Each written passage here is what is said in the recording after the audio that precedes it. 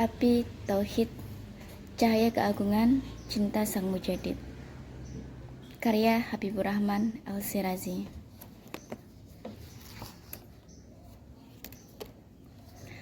40 kali hataman. Sudah 7 hari ia diam di Masjid Nabawi. Siang malam ia mematri diri, larut dalam munajat dan takarub kepada Ilahi.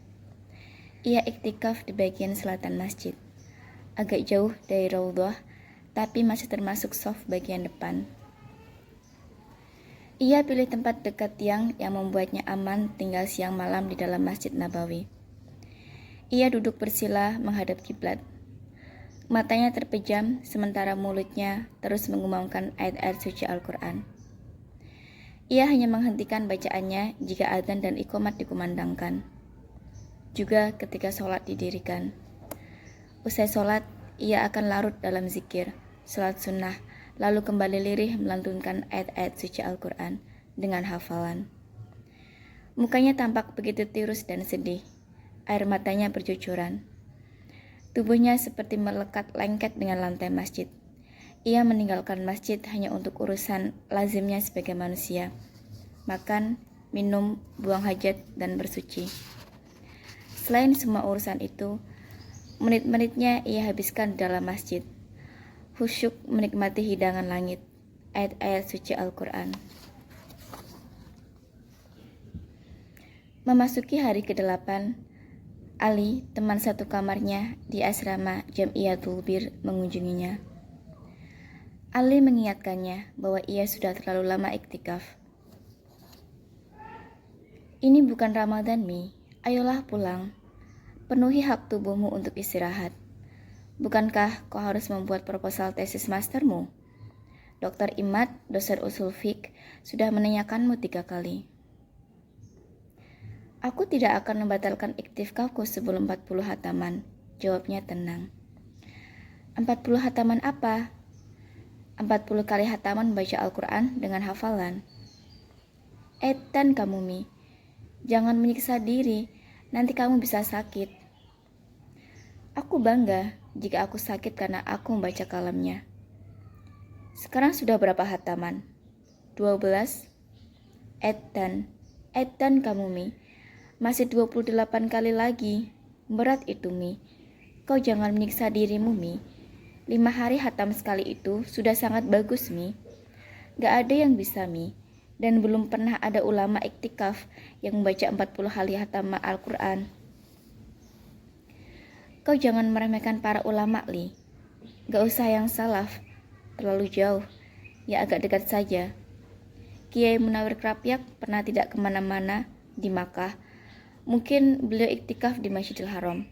Dan beliau menyelesaikan 40 kali hatam membaca Al-Quran 30 juz dengan hafalan, alias bil ghaib, tidak binadhar. Itu terlalu maksa diri, gak baik, Mi. Sudah, kamu pulang saja ke asrama. Kayak setan saja kamu ganggu orang iktikaf. Kau bilang aku gak nyunah, kamu yang edan. Apa kamu lupa Ashabus Suffah yang di zaman Nabi siang malam ada di beranda Masjid Nabawi? Aku gak bermaksud ganggu kamu, Mi. Aku hanya mikir kesehatanmu, Mi. Shh, sudah. Sana, jangan ganggu aku. Sebentar, Mi. 1 kalimat saja. Aku sama Hamzah mau ke Tabuk.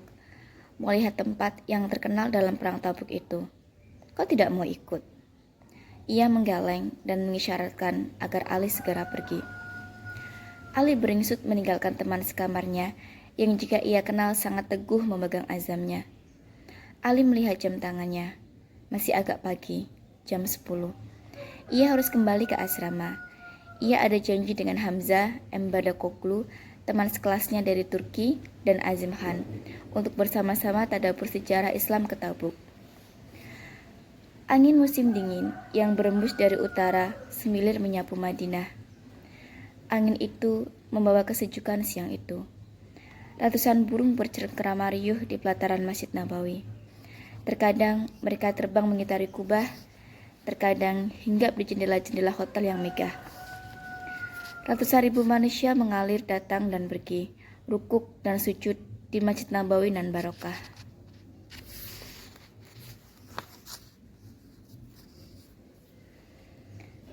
Serombongan jamaah umroh berseragam batik bermotif megamendung kemerahan tampak memasuki pelataran masjid dari arah Hotel Movenpick yang ada di sebelah pojok utara masjid. Tampak jelas itu adalah jamaah umroh dari Indonesia. Di belakang mereka tampak rombongan jamaah berseragam coklat muda. Para perempuannya memakai kerudung dengan corak yang khas. Wajah mereka campuran Asia Tengah dan Eropa. Mereka jamaah dari Turki. Dalam hati masing-masing mereka mengucapkan sholawat untuk baginda Nabi. Sebagian dari mereka meneteskan air mata begitu melihat Masjid Nabawi. Yang ada dalam pikiran mereka adalah rasa rindu yang membuncah kepada sang Nabi junjungan Muhammad SAW. Sementara itu, di pelataran bagian barat masjid, di antara sekian banyak orang yang lalu lalang, ada yang baru hendak masuk masjid. Ada yang baru keluar masjid. Tampak dua orang muda memakai jalabiyah putih bersih. Yang satu berwajah Indonesia, wajah khas Jawa, sawo matang namun bersih, dengan jenggot tipis di dagu. Ia memakai peci hitam. Penampilannya jadi berbeda, memakai jalabiyah atau jubah tetapi berpeci, bukan berkopiah putih. Sementara pemuda satunya sedikit lebih tinggi, wajah lebih putih, memakai jalabiyah dengan kopiah putih. Keduanya berjalan cepat melintasi pelataran menuju pintu masjid, sambil berbicara dengan bahasa Arab. Ya Ali, anta muta'akid, huwa ma zala fi masjid. Kamu yakin dia masih di masjid? Tanya pemuda berkopiah putih. Taba'an za Hamzah, ana muta'akid. Tentu Hamzah, aku yakin.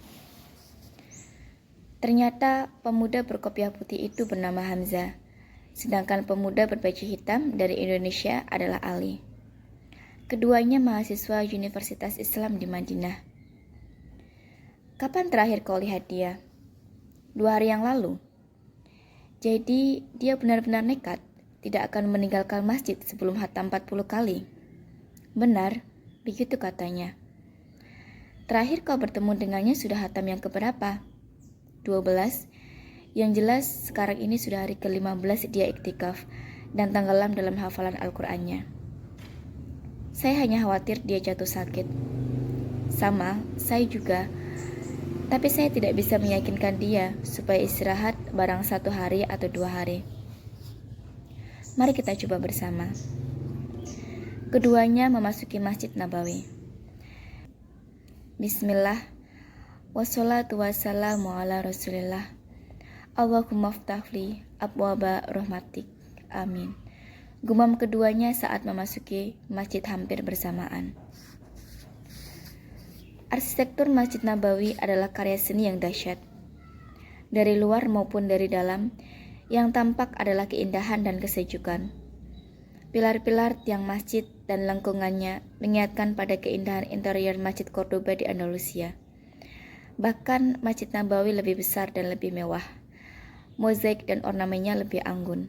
Dibalut dengan kemajuan teknologi, kenyamanan beribadah di Masjid Nabawi sangat terasa.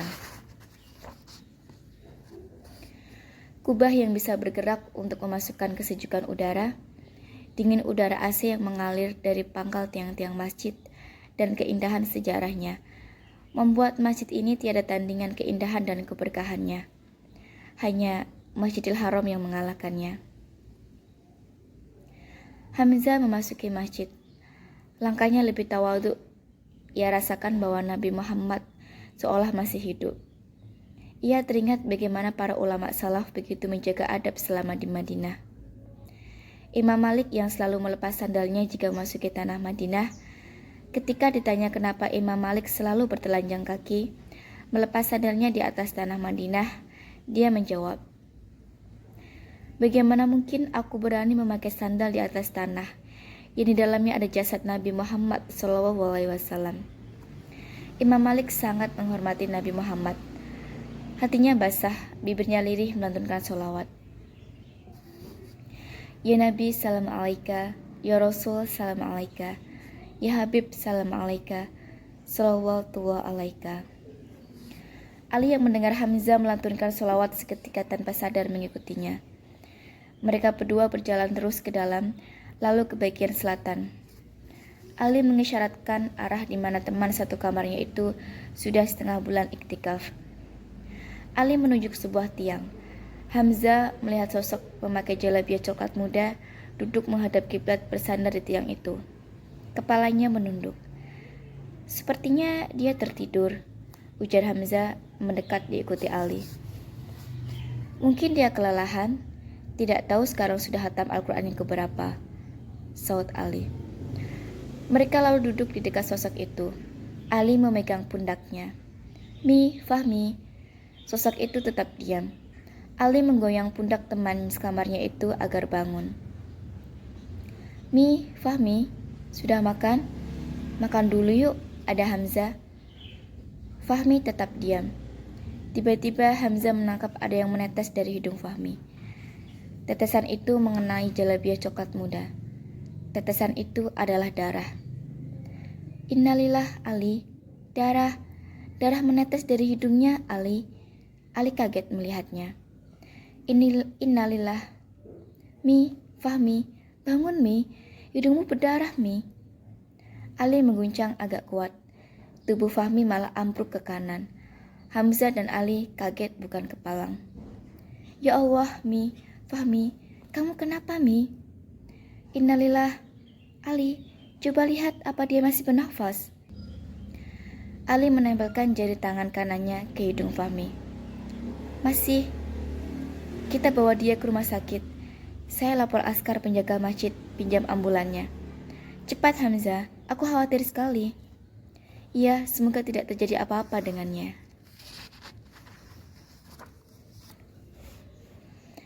Hamzah bergegas ke pintu masjid. Ali meluruskan tubuh Fahmi dan meletakkan kepala Fahmi di pangkuannya. Ia memandangi wajah sahabatnya yang pucat. Hidungnya terus mengeluarkan darah secara perlahan. Hamzah berjalan mondar-mandir di ruang tunggu Prince Muhammad bin Abdul Aziz Hospital. Ada banyak pertanyaan berkecamuk di kepalanya. Ada dua hal besar yang ia pikirkan. Pertama, apa yang terjadi pada Fahmi sesungguhnya? Apakah murni karena kelelahan hingga Fahmi sampai pingsan dengan hidung berdarah? Ataukah ada penyakit lain? Apakah Fahmi hanya sakit ringan ataukah sakit berat? Dan apa yang menyebabkan Fahmi sedemikian kukuh tidak akan membatalkan iktikafnya di Masjid Nabawi kecuali telah hatam Al-Quran, 40 hataman dengan hafalan? Fahmi memang telah hafal Al-Quran sebelum masuk Universitas Islam Madinah. Apakah murni hanya karena Fahmi ingin meyakinkan hafalannya? Ia ingin mengokohkan hafalan Al-Qur'annya dengan hatam 40 kali? Yang menurut cerita Ali, Fahmi ingin meniru ulama dari Jakarta, yaitu Syekh Munawir Krapyak. Apakah murni karena itu? Ataukah karena Fahmi menghadapi sebuah masalah pelik hingga ia melarikan diri atau tepatnya menghibur diri dengan iktikaf di masjid seperti itu?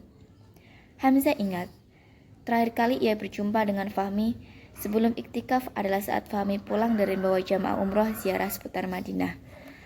Fahmi yang biasanya cerah tampak muram. Ia sempat bertanya ada apa, dan dijawab tidak ada apa-apa. Ia sama sekali tidak curiga. Hari berikutnya, ia tidak melihat Fahmi karena katanya Fahmi iktikaf di masjid. Ia tidak sempat mendatangi Fahmi karena ada kerabatnya dari Turki yang umroh dan ia diminta menemani selama mereka di Madinah. Pada hari ke-7 Fahmi iktikaf, ia teringat Fahmi saat akan pergi ke Tabuk. Ia minta Ali menjemput Fahmi agar bisa ikut ziarah ke Tabuk. Dan saat itu Fahmi bersikukuh tidak mau ikut. Ia tidak ada curiga sama sekali. Padahal biasanya Fahmi adalah orang yang paling suka dengan wisata sejarah. Fahmi paling suka dengan biografi ulama, paling suka dengan tempat-tempat bersejarah. Keindahan sejarah tiada bandingnya, karena salah satu muatan Al-Quran adalah sejarah Nabi dan umat terdahulu agar kita menyelami lautan hikmah dalam keindahan. Begitu Fahmi sering berkata. Ia berharap Fahmi hanya sakit ringan dan bisa menjelaskan misteri iktikafnya di masjid.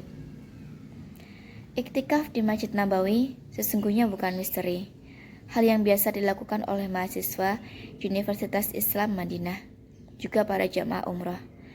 Tapi iktikaf dengan semangat menghatamkan Al-Quran 40 kali baginya adalah misteri.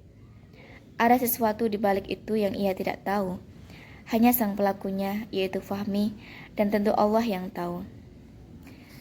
Kedua, yang ia pikirkan adalah apakah Ali berhasil menjelaskan masalah Fahmi pada mutasyafa' jami'ah, pada rumah sakit di dalam kampus universitas.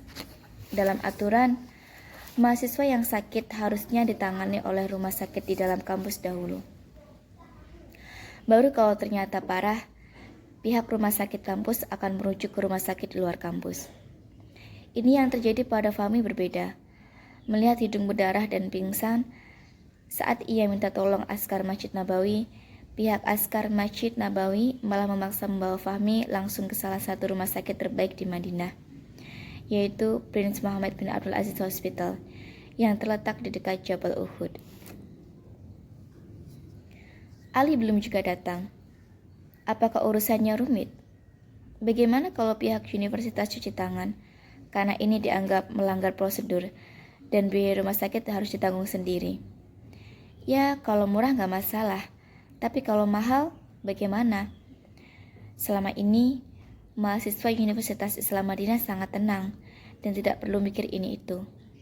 Tinggal belajar saja, karena semua hal telah dijamin oleh pihak universitas, termasuk masalah kesehatan. Tetapi itu ada prosedur dan aturannya. Hamzah khawatir apa yang terjadi pada Fahmi ini dianggap keluar dari prosedur yang lazim. Hamzah masih mondar-mandir sambil terus berpikir. Ali datang ditemani Subki, mahasiswa asal Wonogiri. "Bagaimana kondisinya?" tanya Ali. "Masih ditangani dokter." "Kira-kira Fahmi sakit apa ya? Parah apa tidak?" saut Subki. "Aku tidak tahu, semoga saja tidak parah." "Amin," lirik Ali dan Subki hampir bersamaan. "Ali, terus bagaimana urusan administrasinya?" tanya Hamzah. "Dokter Khalid, dokter kamu sedang mengurus. Insya Allah tidak ada masalah, semuanya ditanggung universitas." "Alhamdulillah, aku sama sekali tidak mengira kalau Fahmi selama ini iktikaf dan nekat harus khatam 40 kali seperti itu. Kukira dia sedang ada urusan di Makkah, urusan travel atau apa, maka tidak tampak di asrama," kata Subki. "Kamu selama ini tidak ke Masjid Nabawi?" saut Hamzah. "Ya, pasti ke Masjid Nabawi lah, cuma pas nggak ketemu Fahmi saja. Masjid Nabawi kan luas." "Aku juga begitu, berkali-kali ke masjid tidak ketemu Fahmi." "Ali, kamu melihat ada yang aneh pada Fahmi tidak?" "Aneh apa ya?" jawab Ali. "Maksudmu apa, Hamzah?" Mungkin Fahmi memendam masalah." "Rasanya tidak. Maksudmu sebenarnya apa, Hamzah?"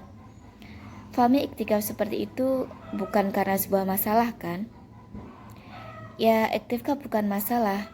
Aku hanya khawatir saja kalau iktikafnya itu adalah sebuah bentuk pelariannya dari sebuah masalah yang dihadapinya." "Saya rasa tidak. Masalah yang dihadapi Fahmi apa? Paling cuma proposal tesis yang belum juga disetujui. Tapi itu kan tidak akan sampai membuatnya lari seperti itu." Subki menyela. "Bagaimana kamu bisa punya anggapan seperti itu, Ahi Hamzah?"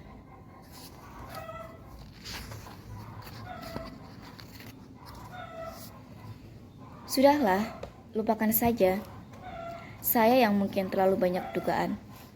Meskipun aku menganggapnya nekat, keteguhannya untuk itikaf dan keinginannya untuk tidak akan meninggalkan masjid sebelum khatam Al-Quran 40 kali dengan hafalan membuatku kagum dan hormat padanya. Aku sampai tidak percaya di akhir zaman seperti ini masih ada manusia yang teguh seperti zaman ulama salaf. Kita doakan dia selamat," lirik Ali. "Amin."